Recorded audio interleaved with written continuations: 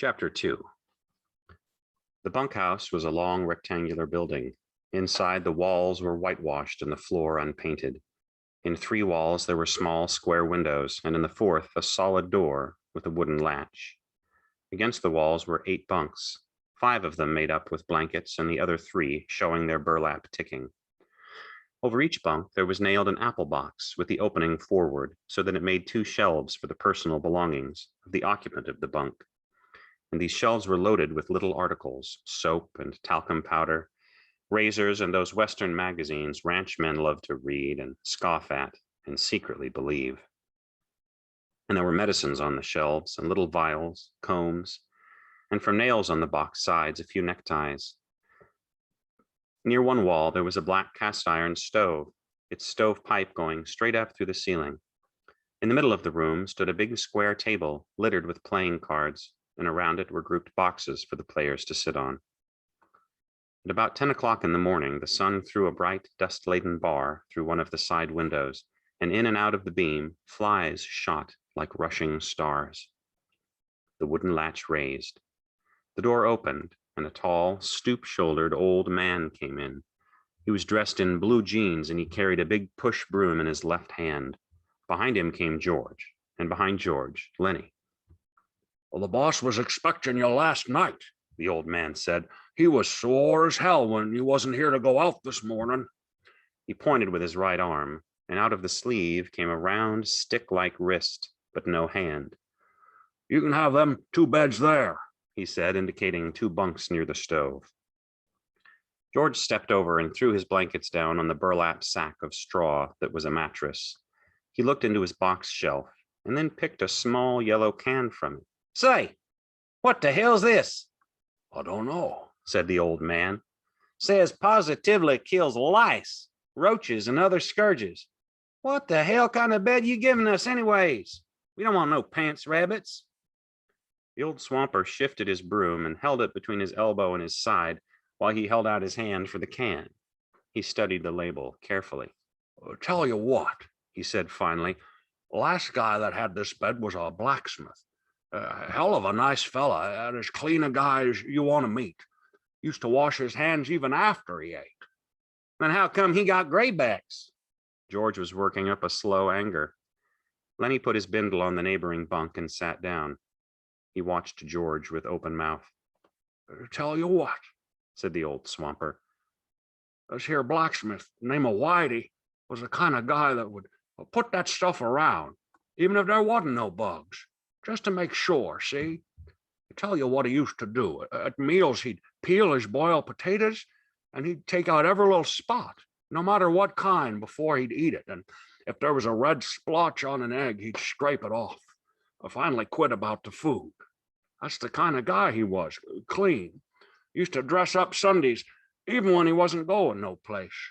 Put on a necktie even, and then sit in the bunkhouse." "I ain't so sure," said George skeptically. "What'd you say he quit for?" The old man put the yellow can in his pocket, and he rubbed his bristly white whiskers with his knuckles. "Why, he just quit, the way a guy will. Says it was the food. Just wanted to move. Didn't give no other reason but the food. Just says, 'Give me my time one night,' the way any guy would." George lifted his tick and looked underneath it. He leaned over and inspected the sacking closely. Immediately, Lenny got up and did the same with his bed. Finally, George seemed satisfied. He unrolled his bindle and put things on the shelf: his razor and bar of soap, his comb and bottle of pills, his liniment and leather wristband. Then he made his bed up neatly with blankets. The old man said, "I guess the boss'll be out here in a minute. He was sure burned when you wasn't here this morning. Come right in when we was eating breakfast and says, 'Where the hell's them new men?' And he give the stable buck hell too." George patted a wrinkle out of his bed and sat down. "Give the stable buck hell?" he asked. "Sure. You see, the stable buck's a N-word." "N-word, huh?" "Yeah, nice fella too. Got a crooked back where a horse kicked him. The boss gives him hell when he's mad, but the stable buck don't give a damn about that. He reads a lot. Got books in his room." "Kind of a guy is the boss?" George asked. "Well, he's a pretty nice fella. Gets pretty mad sometimes, but he's pretty nice. Tell you what, know what he done Christmas? Bring a gallon of whiskey right in here and says, drink hearty, boys. Christmas comes but once a year. The hell he did? Whole gallon? Yes, sir. Jesus, we had fun. They let the N-word come in that night. A little skinner named Smitty took after the N-word. Done pretty good, too. The guys wouldn't let him use his feet, so the N-word got him.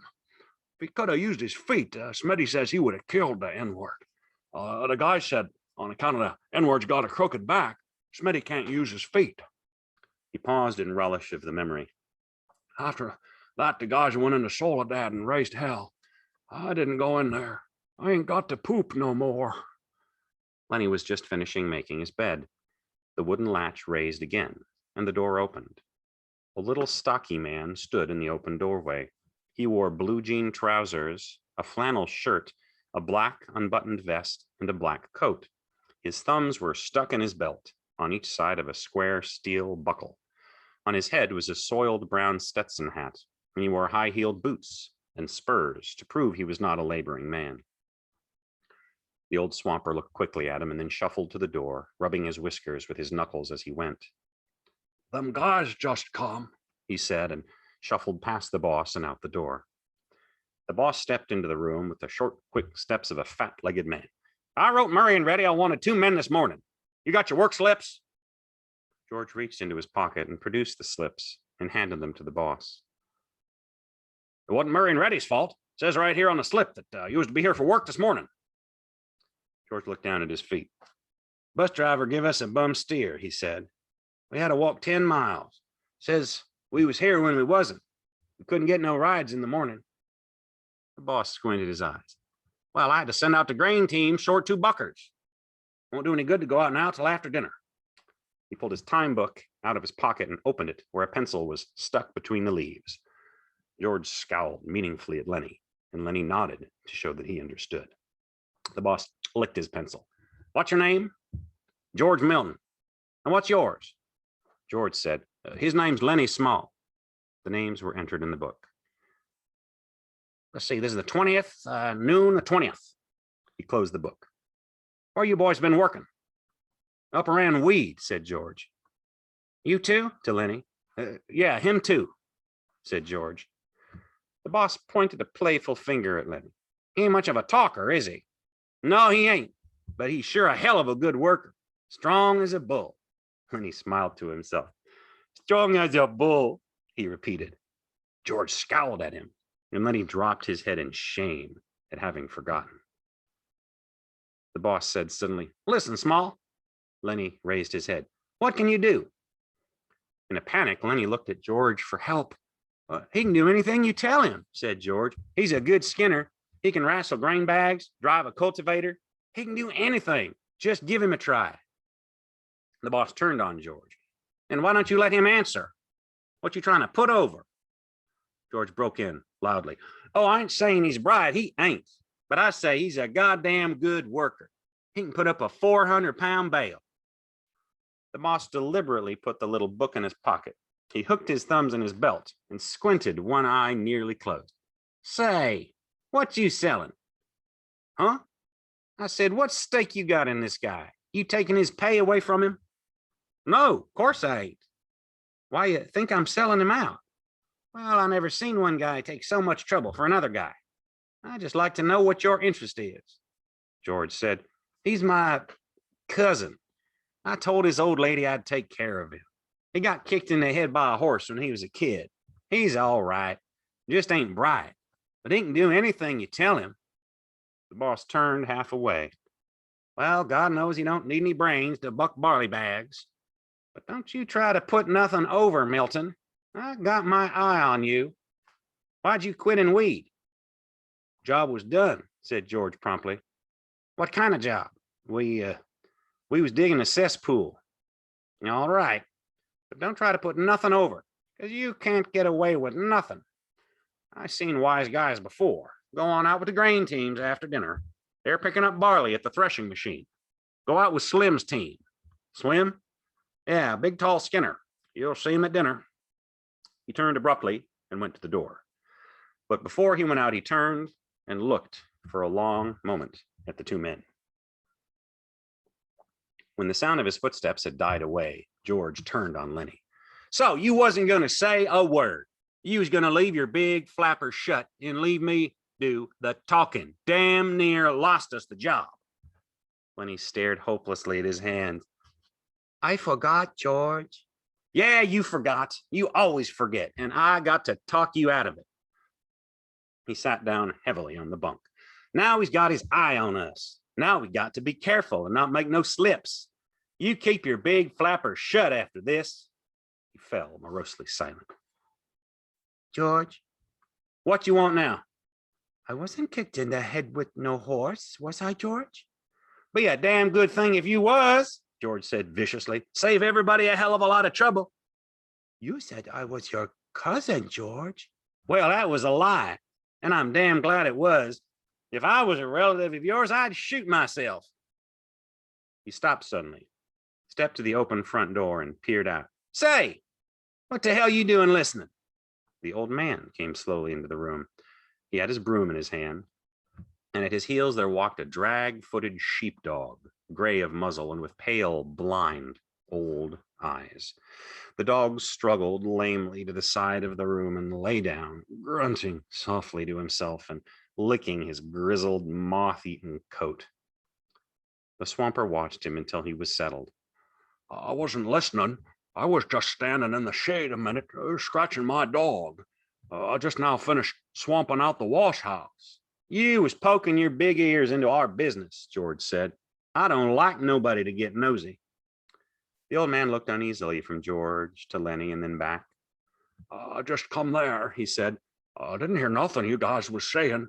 I ain't interested in nothing you was saying. A guy on the ranch don't never listen, nor he don't ask no questions. Damn right he don't, said George, slightly mollified. Not if he wants to stay working long. But he was reassured by the swamper's defense. Come on in and sit down a minute, he said. That's a hell of an old dog. Yeah, I had him ever since he was a pup. God, he was a good sheepdog when he was younger. He stood his broom against the wall and he rubbed his white bristled cheek with his knuckles. How'd you like the boss? He asked. Pretty good. Seemed all right. He's a nice fella, the swamper agreed. You got to take him right. At that moment, a young man came into the bunkhouse, a thin young man with a brown face, with brown eyes, and a head of tightly curled hair. He wore a work glove on his left hand, and like the boss, he wore high-heeled boots. See my old man? He asked. The swamper said, He was just here a minute ago, Curly. Went over to the cookhouse, I think. I'll try to catch him, said Curly. His eyes passed over the new men, and he stopped. He glanced coldly at George, and then at Lenny. His arms gradually bent at the elbows, and his hands closed into fists. He stiffened and went into a slight crouch. His glance was at once calculating and pugnacious. Lenny squirmed under the look and shifted his feet nervously. Curly stepped gingerly close to him. You the new guys the old man was waiting for? We just come in, said George. Let the big guy talk. Lenny twisted with embarrassment. George said, Suppose he don't want to talk. Curly lashed his body around. By Christ, he's got to talk when he's spoke to. What the hell are you getting into it for? We travel together, said George coldly. Oh, so it's that way. George was tense and motionless. Yeah, it's that way. Lenny was looking helplessly to George for instruction. And you won't let the big guy talk, is that it? He can talk if he wants to tell you anything. He nodded slightly to Lenny. We just come in, said Lenny softly. Curly stared levelly at him. Well, next time you answer when you're spoke to. He turned toward the door and walked out, and his elbows were still bent out a little. George watched him go, and then he turned back to the swamper. Say, what the hell's he got on his shoulder? Lenny didn't do nothing to him. The old man looked cautiously at the door to make sure no one was listening. That's the boss's son, he said quietly. Curly's pretty handy. He done quite a bit in the ring. He's a lightweight and he's handy. Well, let him be handy, said George. You don't have to take after Lenny. Lenny didn't do nothing to him. What's he got against Lenny? The swamper considered. Well, tell you what, Curly's like a lot of little guys. He hates big guys. He's all the time picking scraps with big guys. Kind of like he's mad at him because he ain't a big guy. You seen little guys like that, ain't you? Always scrappy? Sure, said George. I've seen plenty tough little guys. But this Curly better not make no mistakes about Lenny. Lenny ain't handy, but this Curly punk is going to get hurt if he messes around with Lenny. Well, Curly's pretty handy, the swamper said skeptically. Never did seem right to me. Suppose Curly jumps a big guy and licks him. Everybody says what a game guy Curly is. And suppose he does the same thing and gets licked. Well, then everybody says the big guy ought to pick somebody his own size. Maybe they gang up on the big guy. Never did seem right to me. Seems like Curly ain't giving nobody a chance. George was watching the door. He said ominously, well, he better watch out for Lenny. Lenny ain't no fighter, but Lenny's strong and quick, and Lenny don't know no rules. He walked to the square table and sat down on one of the boxes. He gathered some of the cards together and shuffled them. The old man sat down on another box. Don't tell Curly I said none of this. He'd slough me. He just don't give a damn. Won't ever get canned because his old man's the boss. George cut the cards and began turning them over, looking at each one and throwing it down on a pile.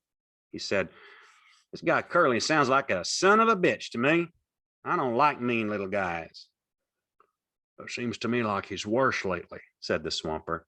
He got married a couple of weeks ago. Wife lives over in the boss's house. It seems like Curly's cockier than ever since he got married. George grunted. Maybe he's shown off for his wife. The swamper warmed to his gossip. You seen that glove on his left hand? Yeah, I seen it. Well, that glove's full of Vaseline. Vaseline? What the hell for? Well, I tell you what. Curly says he's keeping that hand soft for his wife. George studied the cards absorbedly. That's a dirty thing to tell around, he said. The old man was reassured. He had drawn a derogatory statement from George. He felt safe now, and he spoke more confidently. Wait till you see Curly's wife. George cut the cards again and put out a solitaire lay, slowly and deliberately. Purty? He asked casually. Yeah, purty, but... George studied his cards. But what? Well, she got the eye. Yeah? Married 2 weeks and got the eye? Maybe that's why Curly's pants is full of ants. I seen her give Slim the eye. Slim's a jerkline skinner, a hell of a nice fella. Slim don't need to wear no high-heeled boots on a grain team. I seen her give Slim the eye. Curly never seen it, and I seen her give Carlson the eye. George pretended a lack of interest. Looks like we was going to have fun. The swamper stood up from his box. Know what I think? George did not answer. Well, I think Curly's married a tart. He ain't the first, said George.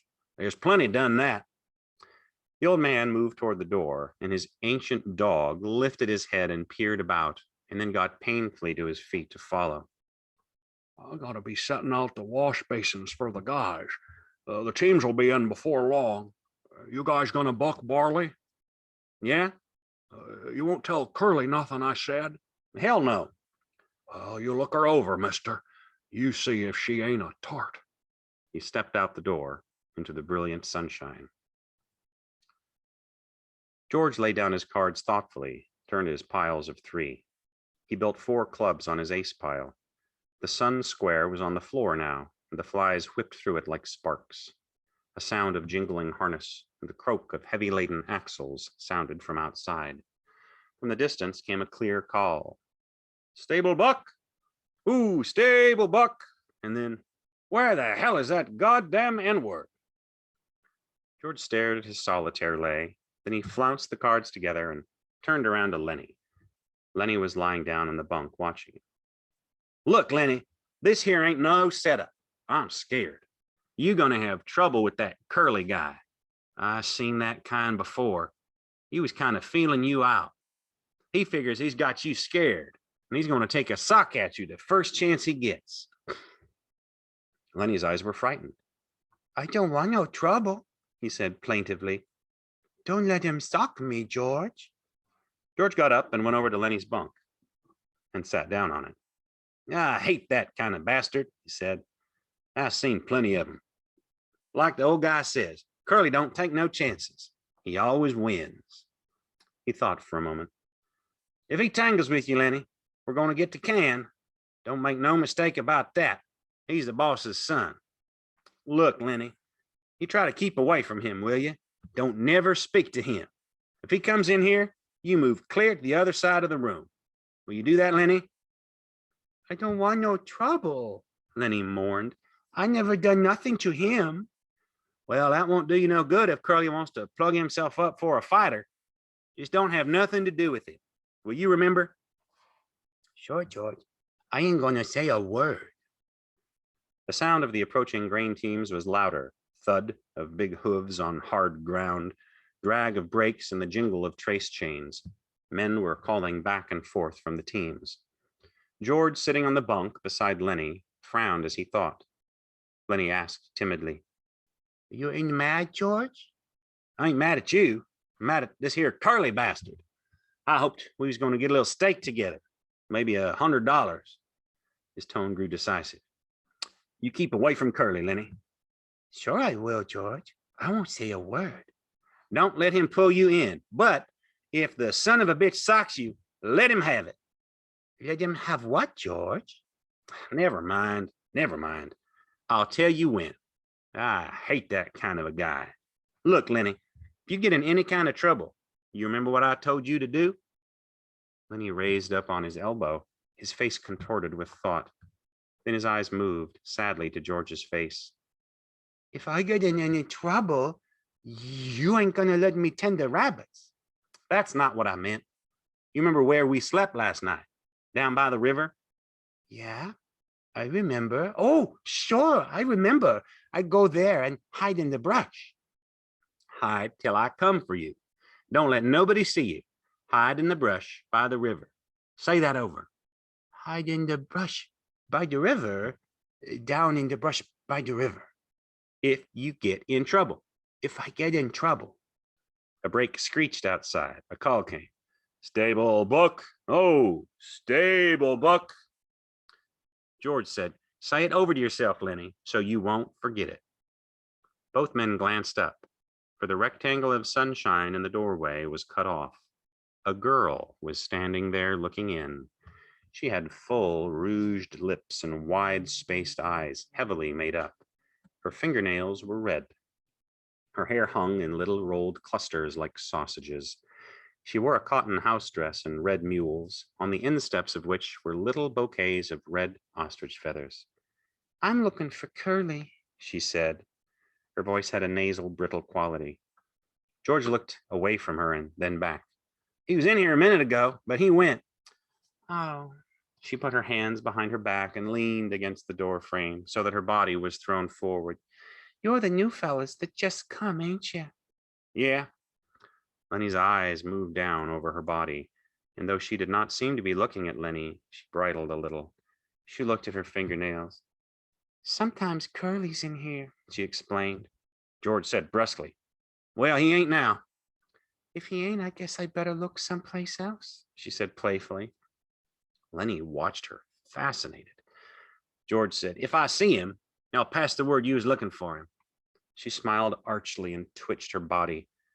Nobody can't blame a person for looking, she said. There were footsteps behind her going by.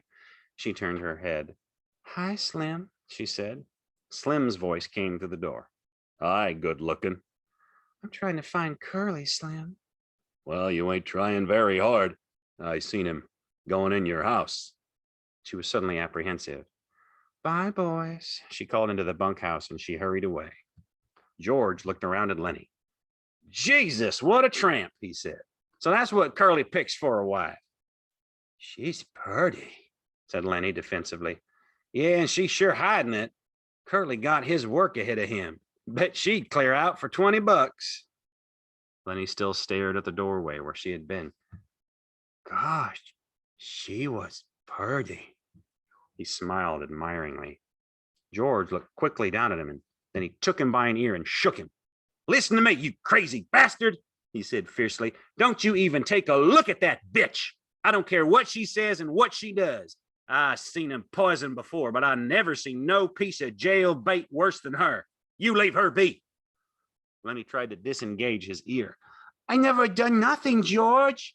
No, you never. But when she was standing in the doorway showing her legs, you wasn't looking the other way, neither. I never meant no harm, George. Honest, I never. Well, you keep away from her, because she's a rat trap if I ever seen one. You let Curly take the rap. He let himself in for it. Glove full of Vaseline, George said disgustedly. And I bet he's eating raw eggs and right into the patent medicine houses. Lenny cried out suddenly. I don't like this place, George. This ain't no good place. I want to get out of here. We got to keep it till we get a stake. Can't help it, Lenny. We'll get out just as soon as we can. I don't like it no better than you do. He went back to the table and set out a new solitaire hand. No, I don't like it, he said. For 2 bets I'd shove out of here. If we can get just a few dollars in the poke, we'll shove off and go up the American River and pan gold. We can make maybe a couple of dollars a day there, and we might hit a pocket. Lenny leaned eagerly toward him. Let's go, George. Let's get out of here. It's mean here. We got to stay, George said shortly. Shut up now. The guys will be coming in. From the washroom nearby came the sound of running water and rattling basins. George studied the cards.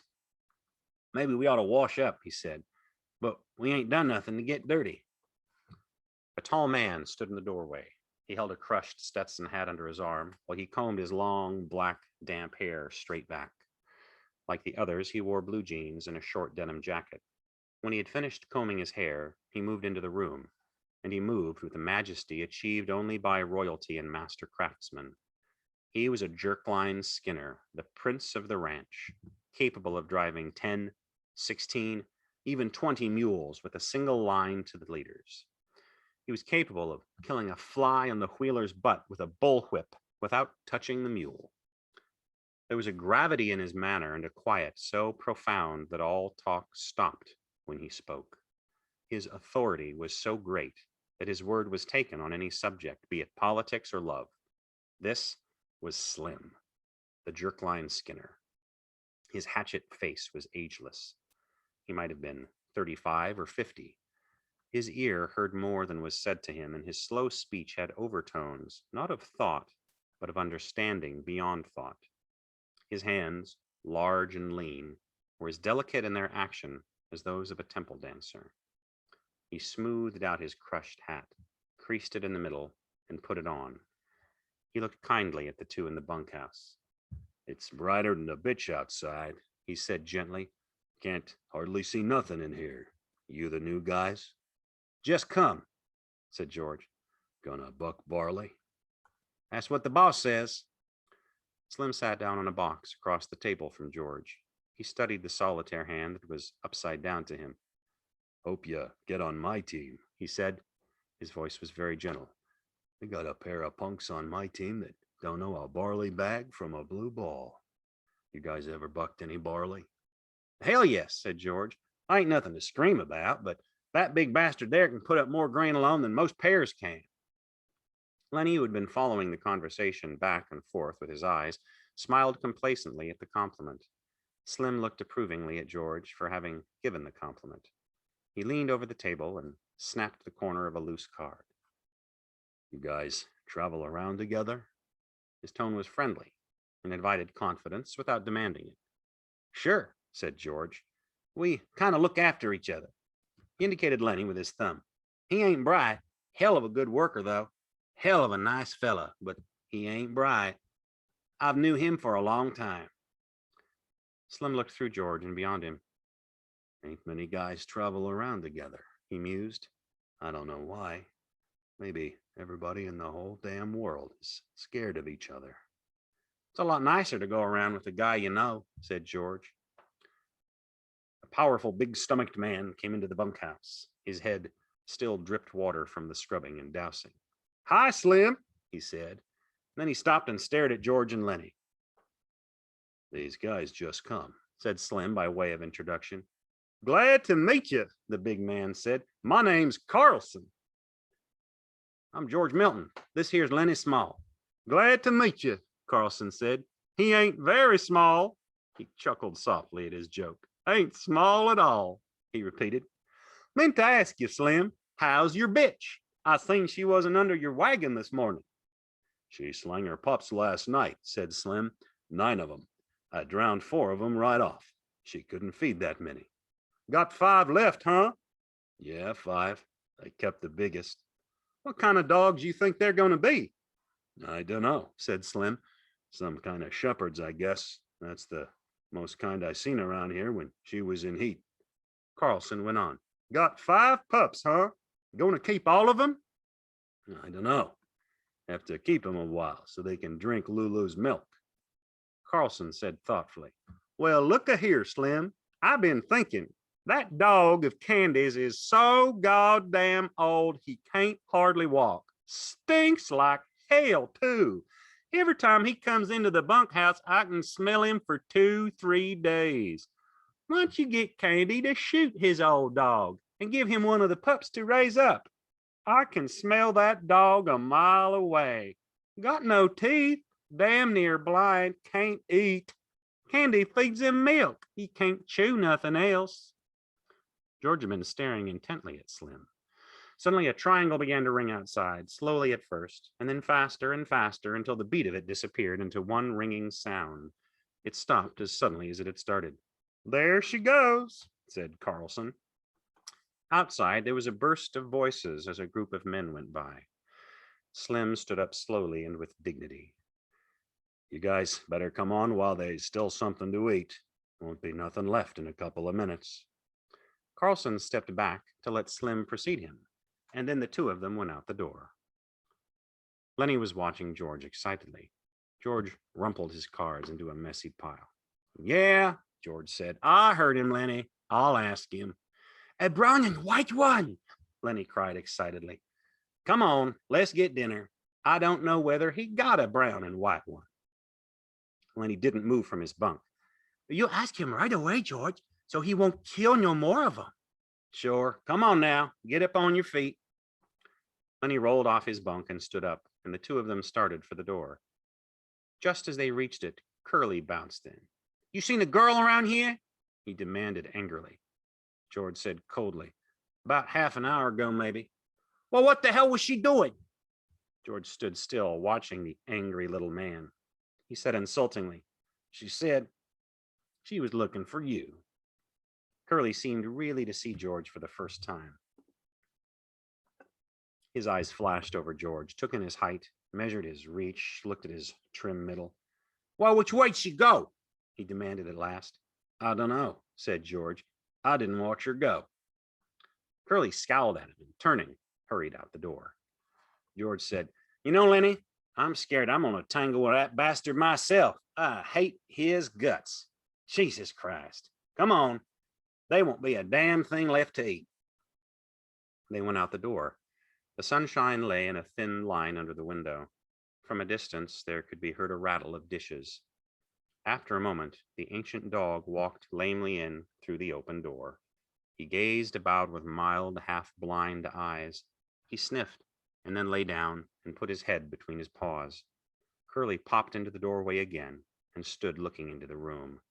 The dog raised his head, but when Curly jerked out, the grizzled head sank to the floor again.